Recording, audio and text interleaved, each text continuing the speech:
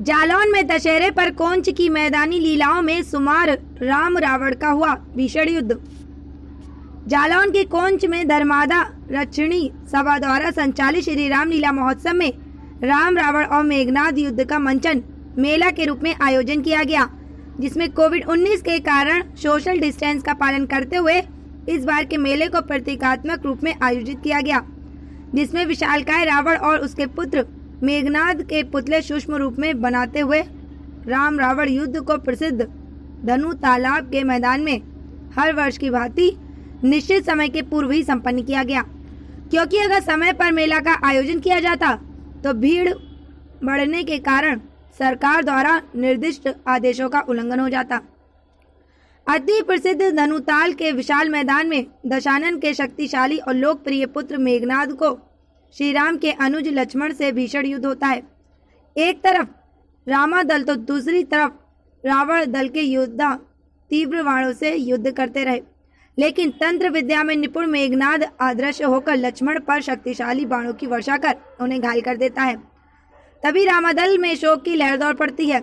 सभी योद्धा शोक में डूब जाते हैं, लेकिन राम भक्त संकट मोचन हनुमान लक्ष्मण को मूर्छित देखकर उन्हें बचाने हेतु संजीवनी बूटी लेकर आते हैं।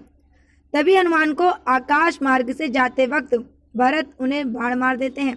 तभी हनुमान द्वारा भरत को लक्ष्मण के मूर्छित होने की बात भरत को बताते हैं। संजीवनी बूटी आते ही लक्ष्मण को सुगाते ही वह खड़े हो जाते हैं और युद्ध के लिए चल देते हैं, और फिर मेघनाद लक्ष्मण को भयंकर युद्ध होता है। अंत में लक्ष्मण द्वारा मेघनाद का अंत हो जाता है। अपने पति के मरने की खबर जब पत्नी सुलोचना को मिली तो वह मेला में चूड़ियां उल्लाते हुए विलाप करने लगती है। मेला में राम और रावण का भी भीषण युद्ध होता है, जहां श्री राम की तरफ से वानर सेना और रावण की तरफ से राक्षस सेना एक दूसरे से युद्ध करती हैं। भीषण युद्ध के बाद भी राम रावण का वध करते हैं और रामादल की तरफ खुशी की लहर दौड़ जाती है। रावण और मेघनाद के विशालकाय पुतले मैदान में गाड़ी का सवार कर उन्हें दौड़ाए जाते हैं। यहाँ का ये अनोखा मेला अलग तरीके से दिखाया जाता है। मेला देखकर लोग मेला का खूब आनंद लेते हैं और कहते हैं कि असत्य पर सत्य की और बुराई पर अच्छाई की जीत हुई। मेघनाद और रावण के पुतलों को बाद में आग लगाकर उनका अंतिम संस्कार भी किया जाता है।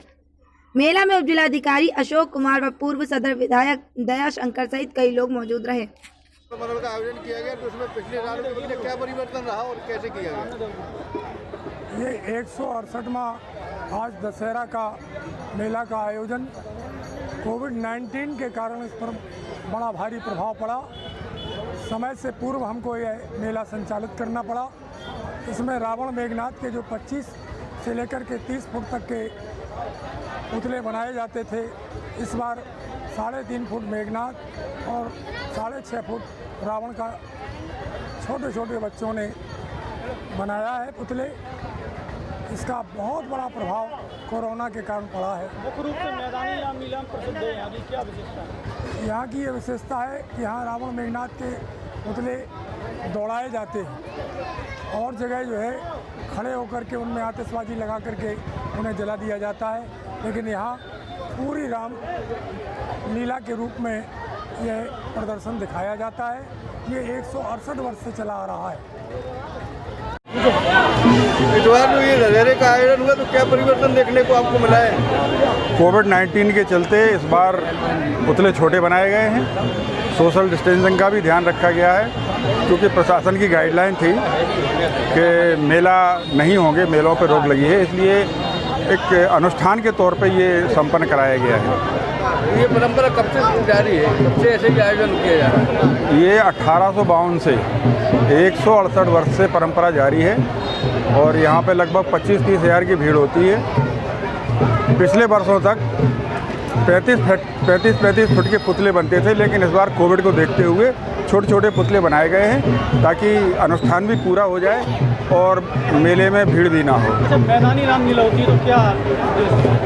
ये कोंच रामलीला का तीसरा मैदानी आयाम है। यहाँ 3 मैदानी लीलाएं होती हैं। एक सरयू पार सागर तालाब में होती है, दूसरा मारीचबाद होता है गढ़ी के मैदान में, और ये तीसरा दशहरा मेला। मैदानी रामलीला में कोंच की रामलीला को देश में सर्वश्रेष्ठ स्थान प्राप्त हुआ है। अयोध्या शोध संस्थान ने एक सर्वे कराया था, उसमें उन्होंने ये खिताब कोंच की रामलीला को दिया है कि देश में ये सर्वश्रेष्ठ रामलीला है मैदानी लीला में।